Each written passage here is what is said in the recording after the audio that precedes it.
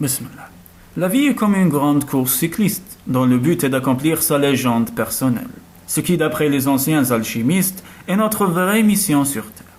Au début de la course, nous sommes ensemble, partageant camaraderie et enthousiasme, mais à mesure que la course se développe, la joie initiale fait place aux vrais défis. La fatigue, la monotonie, les doutes sur nos capacités, nous constatons que certains amis ont déjà abandonné au fond de leur cœur. Ils courent encore, mais seulement parce qu'ils ne peuvent pas s'arrêter au milieu de la route. Ils forment un groupe de plus en plus nombreux. Ils pédalent tous près de la voiture des secours, qu'on appelle aussi routine, où ils causent entre eux accomplissant leurs obligations, mais oublient les beautés et les défis de la route. Nous finissons par prendre nos distances avec eux, alors nous sommes obligés d'affronter la solitude, les surprises dans les virages inconnus, les problèmes avec la bicyclette, et à un moment donné, après quelques chutes sans personne près de nous pour nous aider, nous nous demandons finalement si tous ces efforts valent la peine. Eh bien oui, il suffit de ne pas renoncer. Le père Alan Jones dit que pour que notre âme puisse surmonter ces obstacles, nous avons besoin de 4 forces invisibles: l'amour, la mort, le pouvoir et le temps. Il est nécessaire d'aimer parce que nous sommes aimés par Dieu, subhanahu. La conscience de la mort est nécessaire pour bien comprendre la vie. Il est nécessaire de lutter pour nous développer, mais sans nous laisser illusionner par le pouvoir qui vient avec le développement, car nous savons qu'il ne vaut rien.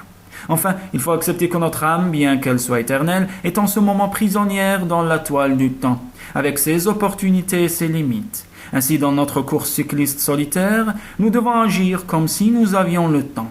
Faire notre possible pour valoriser chaque seconde, nous reposer quand c'est nécessaire, mais toujours continuer vers la lumière divine, sans nous laisser incommoder par les moments d'angoisse. Ces 4 forces ne peuvent être traitées comme des problèmes à résoudre, car elles sont au-delà de tout contrôle. Nous devons les accepter, les laisser nous enseigner ce qu'il nous faut apprendre.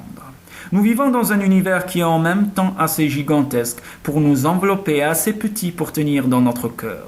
Dans l'âme de l'homme se trouve l'âme du monde, le silence de la sagesse. Pendant que nous pédalons vers notre but, il est toujours important de nous demander: qu'y a-t-il de beau dans cette journée? Le soleil peut briller, mais si la pluie tombe, rappelons-nous que cela signifie aussi que les nuages noirs se seront bientôt dissipés. Les nuages se dissipent, mais le soleil demeure, et il ne passe jamais dans les moments de solitude. Il importe de nous en souvenir. Enfin, quand les choses deviendront très dures, n'oublions pas que tout le monde est déjà passé par là, indépendamment de sa race, de sa couleur, de sa situation sociale, de ses croyances ou de sa culture. Une belle prière du maître soufi égyptien, Dhul-Nun, mort en 861 après Jésus-Christ, résume bien l'attitude positive nécessaire dans ces moments. Ô Dieu, quand je prête attention aux voix des animaux, au bruissement des arbres, au murmure des eaux, au chant des oiseaux, au sifflement du vent ou au fracas du tonnerre, j'y vois un témoignage de ton unité. Je sens que tu es le pouvoir suprême, l'omniscience, la sagesse suprême, la justice suprême. Ô Dieu, je te reconnais dans les épreuves que je traverse. Permets, ô Dieu, que ta satisfaction soit ma satisfaction, que je sois ta joie, cette joie qu'un père ressent pour un fils, et que je me souvienne de toi avec tranquillité et détermination, même quand il est difficile de dire que je t'aime.